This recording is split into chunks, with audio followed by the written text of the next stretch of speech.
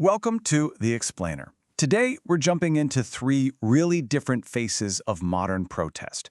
We're talking about a viral social media movement, a huge network of local groups, and a seasoned Washington, D.C. watchdog. You've almost certainly seen them in the news, but what you might not know is how wildly different their playbooks are for shaking up American activism. I know, it sounds like the setup for a political joke, doesn't it? But it's not. These are the actual starting points for three incredibly powerful forces in American protest. And here's the thing.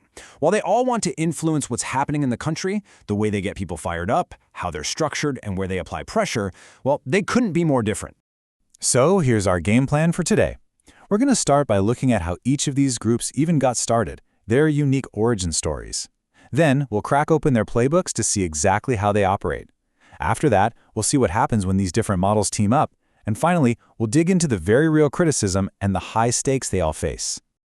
All right, so let's properly meet the three key players in our story. Each one represents a totally different way to make your voice heard. Okay, so you can really think of these three as completely different models. You've got 50-51, which is the pure viral movement. It just explodes out of social media. Then there's Indivisible, which is more like a franchise model, right? They give you the blueprint and you start your own local group. And then you have Public Citizen. They're the seasoned DC institution, the old guard that's been playing the inside game for decades. To really get how they work today, we have to go back and look at where they came from. And trust me, their origin stories could not be more different from one another. I mean, just look at the huge difference in their ages here. Public Citizen, born way back in 1971, a product of the consumer rights movement. We're talking pre-internet, pre-cell phones, everything. Decades later, Indivisible pops up, a direct response to the politics of 2016, created by DC insiders who really knew the system.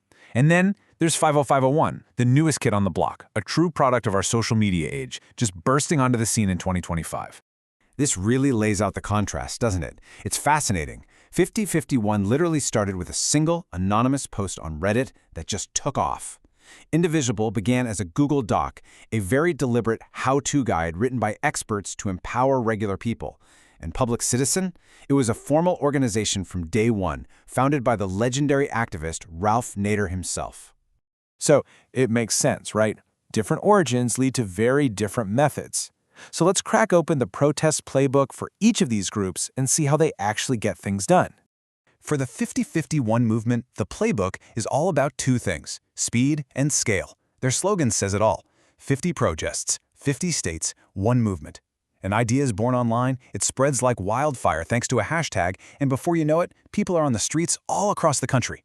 It's a rapid response model with very little central command, and we've seen it in action with huge events like the No Kings and hands-off protests. Now, Indivisible's strategy is much more methodical. Their guide is basically a step-by-step manual for building a local group that lasts. It's not about one big day of action. It's about creating a constant, ongoing presence in your community.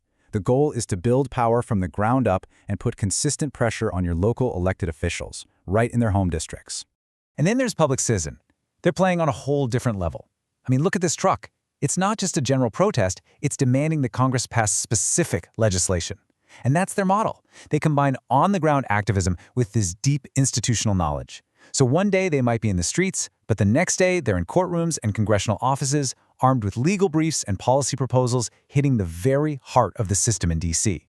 So we've got three really different playbooks. But what happens when they don't work alone? Well, often, their biggest impact comes when they join forces. The sheer scale of these collaborations is just staggering. Take the hands-off protests in April 2025. It wasn't just one group's event. A coalition of over 150 different organizations came together. That's a massive, coordinated effort that organizers said brought millions of people out into the streets. And this list shows you that dynamic perfectly. You've got the new, digitally native 50-51 and the sprawling grassroots network of Indivisible working right alongside institutional heavyweights like the AFL-CIO and Planned Parenthood. It's that mix, that fusion of new energy and established infrastructure that can create these huge national moments. And you don't have to take my word for it. Here it is, right from the source.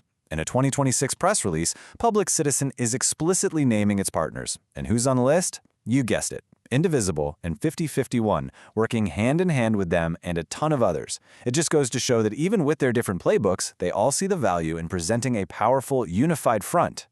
And these images really show you what that looks like on the ground. You know, behind all the big numbers in the press releases are actual people gathering together. This is where the collective action of all those different groups come together in one place, hoping to make a difference. But of course, when you get involved in high-profile activism and large-scale protests, you're going to attract some intense scrutiny. The criticism gets loud, and the stakes for everyone involved get really high. And here's a perfect example of that kind of criticism. This statement, taken right from the Ohio Senate's official website, doesn't just disagree with Indivisible's goals, it attacks their very legitimacy. It accuses them of not being a real grassroots effort, but instead a well-funded campaign backed by, as they put it, far-left foreign billionaires. This criticism gets right to the heart of a huge debate in activism. Is a movement truly grassroots, meaning it bubbles up organically from the community? Or is it astroturf, a term for a fake movement that's designed to look authentic, but is actually funded and organized by hidden corporate or political interests? This is the central charge that groups like Indivisible constantly have to defend themselves against. So, regardless of where you land on those debates, one thing is absolutely clear. 5051, Indivisible, and Public Citizen have all become major, influential players. Together, they really do represent a significant evolution in how people organize, blending the lightning speed of the internet, the staying power of local groups, and the strategic know-how of DC insiders. Which leaves us with a final big question to chew on. As technology and politics keep changing at a dizzying pace, what's going to define the next generation of protest? Will it be the viral flash mob, the slow and steady work of local networks, the targeted pressure of strategic institutions, or, as we've seen here, will it be some powerful and maybe unpredictable combination of all three?